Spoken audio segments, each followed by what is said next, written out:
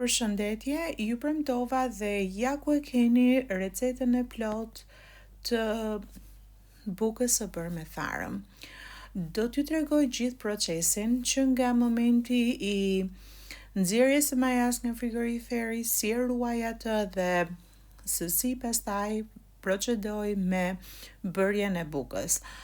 Unë nuk përpoqja që të kisha si me thëmë bërat 2-3 eksperimente me mjell të zakonshëm për t'ja ardhur në ndihmë atyre anvisave që nuk i kanë mundësi të blejnë mjell të shtrenjtë dhe mund të them se mjelli që përdora është më i liri që mund të gjej në treg dhe është afër me atë zero, mjellin zero që shitet në Shqipëri, pra që nuk e ka përqindjen e lartë të proteinave.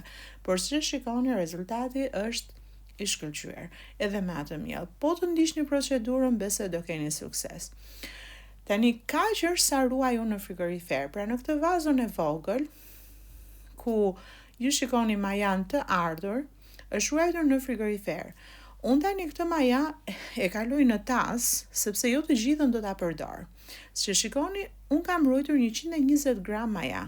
Aq tregon dhe peshorja. Nga ato 120 gram të majas që e kam ruajtur në frigorifer, 40 gram do t'i lë, pra 40 gram do t'i lë përsëri në këtë vazo, por nuk mund t'i lë të pa ushqyer. Pra do t'i shtoj në këtë 40 gram maja, ose tharëm të vjetër, do të shtoj 40 gram mjell dhe 40 gram ujë. Tani, atë mjellin e kam bërë me 2 lloj mjelli. 30 gram i kam shtuar mjell të thjesht dhe 10 gram mjell thekre. Pasi shtova 40 gram mjell tek tharmi i vjetër, shtoj ujin. Tani do thoni çfarë uji është ky? Është ajo vazua që ju pat në fillim me maja dhe për ta shpërlar, si me thënë, dhe mos humbatur majaja, e shpërlava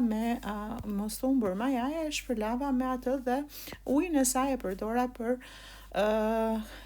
të krijuar përsëri tharmin e bukës.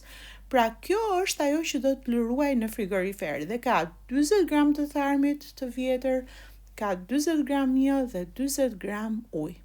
Kjo do ruhet në frigorifer te ftofja dhe do të shikojmë që do të ketë aktivitet, do të rritet. Tani nëse mani mund, kisha gjithsej 120 gram tharm të ruajtur në frigorifer. Nga ajo 40 gram e lash dhe çfarë mbeti është 80 gram. Tani normalisht do të shtoja 80 gram mjell në të. Unë shtova 90 sepse e pash që kjo përzierja dilte shumë e ujshme. Pra me sy, tani mua syri më është mësuar, më pëlqen të lija pak më shumë maja, meqense edhe parashikova që edhe mjelli nuk ishte aq i fortë. Pra në vend se të shtoja 80 gram të mjellit, meqense kisha 80 gram tharëm, shtova 90 gram mjell dhe pastaj po aq shtova dhe ujë. Dhe si shikoni, përzierja 80, 90, 90 është bërë në këtë mas. E kam shënuar me qëllim që të shikoni se sa do të rritet. Pra sa do kohë kjo tani. Atë pjesë që lëm e ruajmë, rri në frigorifer, kurse kjo është pjesa që unë do përdor për bukë dhe do rri të paktën një 4 orë deri në 8 orë që të krijoj një aktivitet të tillë. Pra që të dyfishohet. Ka raste që nuk arrin, është ftohtë ambienti, mund të kërkoj dhe gjithë natën. Çfarë unë bëj është, e bëj këtë proces në darkë dhe e lë tër natën brenda në sopë, jo të ndezur, dhe në mëngjes e gjej gati. Nuk ka asnjë gjë, sa më shumë aktivitet ketë kjo, aq më e fortë është ky tharm i përgatitur për të zënë bukën. Dhe si shikoni, pas gati 6 orësh, më është dashur mua që të arri këtë rezultat, pra që të dyfishoj volumin e tharmit, atëherë filloj procesin e bërjes së bukës. E transferoj këtë në tasin ku të zë bukën dhe me kaq maja, që nëse do të bëni një llogari janë 80, 90, 90, pra më shumë se 250 gram maja, unë mund të zë rreth 1 kilogram mjell. Atëherë, kam shtuar 600 gram ujë dhe do të shtoj 1000 gram mjell. Pra, gjithsej, aty kemi rreth 260 gram tharëm, 990 e ca ishte pakua e mjellit, po ja po e supozojmë 1000.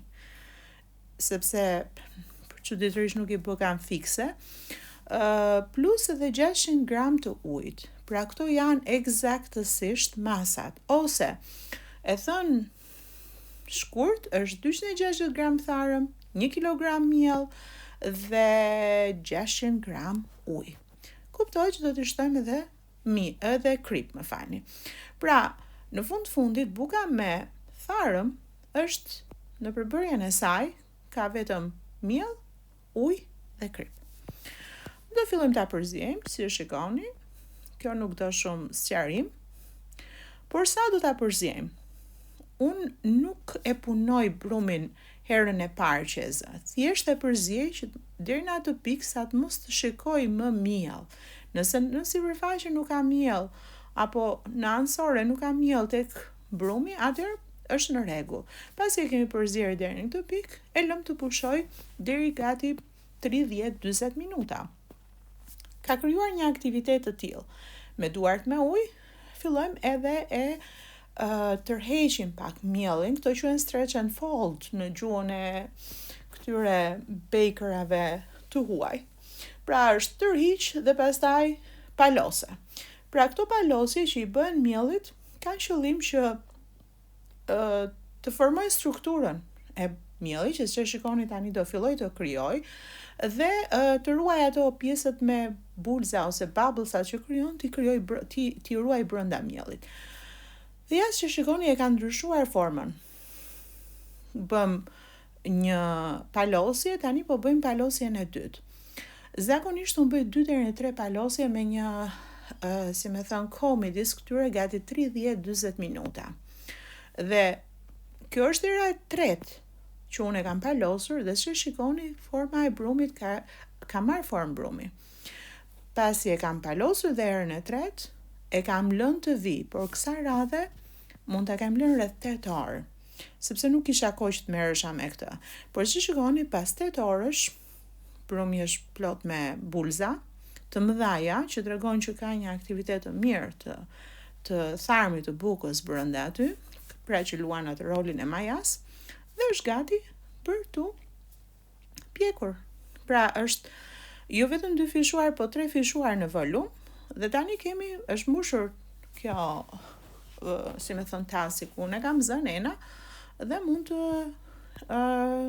ndajmë për të bërë bukë. Tani unë kam përdorur një enë të thellë që i ngjan atyre tenxhereve metalike të rënda. Ajo është e thellë dhe krijon këtë, krijon një lartësi të mirë të bukës. Dhe kësa radhe po sjell këtë recet, por do të bëj edhe një tjetër ku do të shikoni një pjekje të hapur të bukës, që do të jetë thjesht në një tavë të cekët, dhe do të formojmë dy bukë me të njëjtin brum me të njëjtin brum të zënë. Ndërkohë në këtë rast është edhe brumi kuptohet në banakun e spërkatur me miell, e spërkatim pak edhe në sipërfaqe që të mos na ngjitet dhe e ndajmë në 2 pjesë.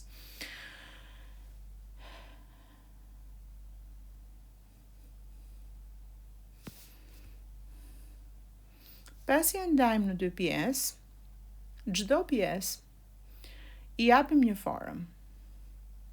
Një formë të rremullakët ose rrethore, si mund themi, duke u përpjekur përsëri që ato pjesët ose bulzat që kanë, jo bulzat, po ato bubblesat, nuk e di si ta them këtë, t'i ruajnë në vetvete. Pra, atë aktivitetin e majas, ne ta ruajmë brenda dhe kjo cipa të shërbej për t'i mbajtur në brendësi fluskat e ajrit që janë krijuar.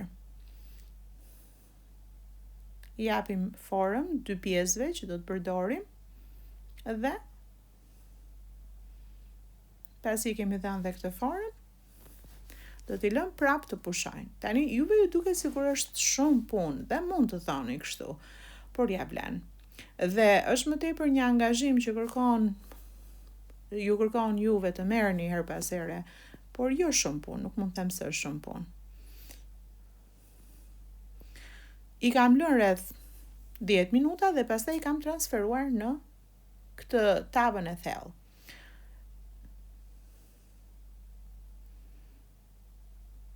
Në tavën e thellë, jo shikoni, përsëri kanë ardhur, pra nuk i kanë futur direkte në furrë, kanë ardhur rreth 1 orë dhe pastaj pas 1 orë i kanë bërë atë prerjen dhe i kanë futur në furrë në 220 gradë të parangrohur furrën.